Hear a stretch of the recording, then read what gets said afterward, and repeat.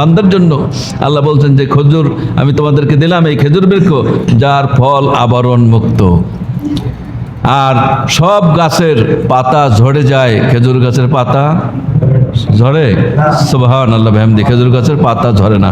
আর আমাদের দেশে যেভাবে খেজুর গাছ থেকে রস বের করা হয়, পৃথিবীর অন্য কেউ এটা জানে কিনা আমার জানা নেই।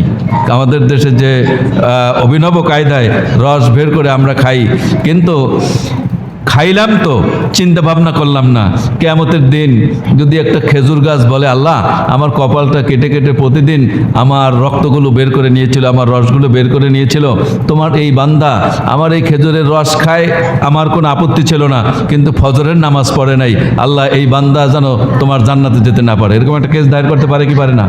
পারে কি পারে না? পারে। তাহলে এই চিন্তা যদি থাকে তো ওই লোকটা কি আসলে ফজরের নামাজ কাজা করতে পারে? জোরে বলেন, ফজর নামাজ কাজা করতে পারে?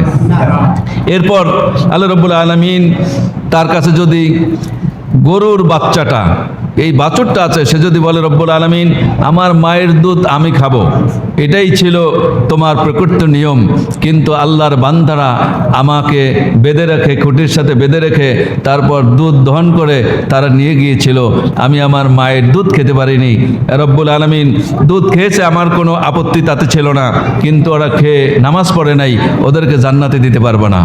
এই যদি কেস দায়ের করে দেয় জান্নাতে যাওয়ার সুযোগ আছে? সুযোগ আছে? নাই।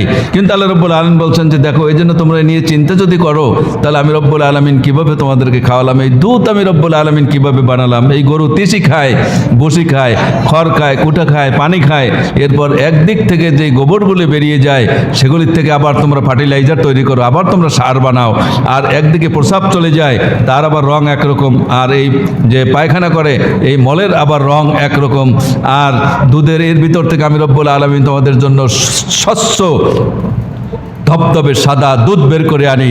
সুবহানাল্লাহ। এর মধ্যে তোমরা জীবনে কোনোদিন কি একটা ঘাসের কণাও পেয়েছো? পেয়েছে কেউ? পেয়েছো?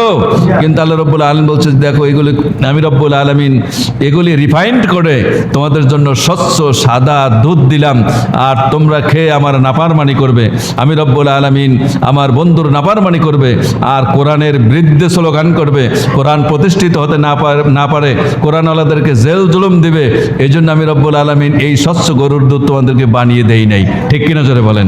আল্লাহ রাব্বুল আলামিন এভাবে বলছেন যে দেখো আমি এই পৃথিবীবাসীদের জন্য যা কিছু সৃষ্টি করেছি সব তোমাদের গোলাম বানিয়ে দিয়েছি, তোমরা শুধু আমি রব্বুল আলামিন আমার গোলাম, এটা যেন তোমরা ভুলে না যাও।